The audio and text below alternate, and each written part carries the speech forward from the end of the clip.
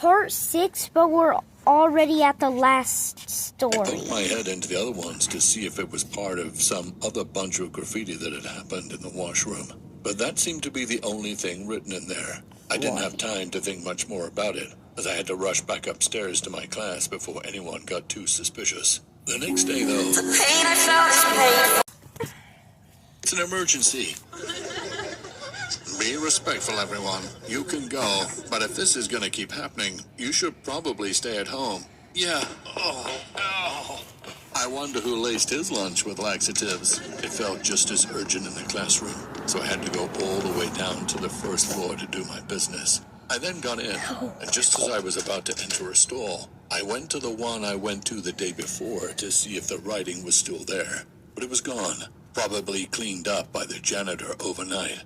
This time, I went all the way down to the big stall so I wouldn't feel as cramped. I locked the door, sat down, got ready to go. Then, all of a sudden, the lights shut off. It got dark as hell in an instant.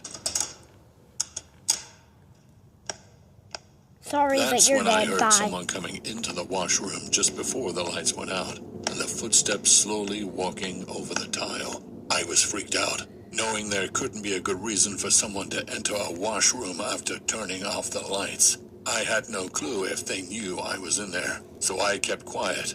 I listened to them go into the stall. Then, I heard what sounded like them popping the cap off a marker, followed by writing. Once the writing stopped, I could hear them get out of the stall, then leave the washroom. I didn't like having to do it in the dark, though, so I used my phone flashlight to see what was happening. I finished up. Then I left the stall and turned the lights back on. This time I didn't go back to class right away. I stopped to check all the stalls for whatever that person had written. I found it in the very same stall that had the message the day before. There was a new message. It said, "I'm going to blank up the school." My heart almost stopped. I didn't want to be a rat, but I decided I had to report it just to save lives in the worst case scenario. You're done. I went straight You're to the dead, front bro. office and told them what I saw. I didn't think they'd lock down the whole school, but they did. I was losing my mind in the office, thinking non-stop whether I'd made the right decision or ruined some kid's life for no reason. There were cops swarming all over the school. Oh and the my, lockdown you're so lasted for stupid. hours. They even told the parents about it. Eventually, the cops checked everywhere, interrogated me, and made their report declaring the school safe. However, I was still terrified the entire next day, because the first message had said the attack would happen on 3/23, which was that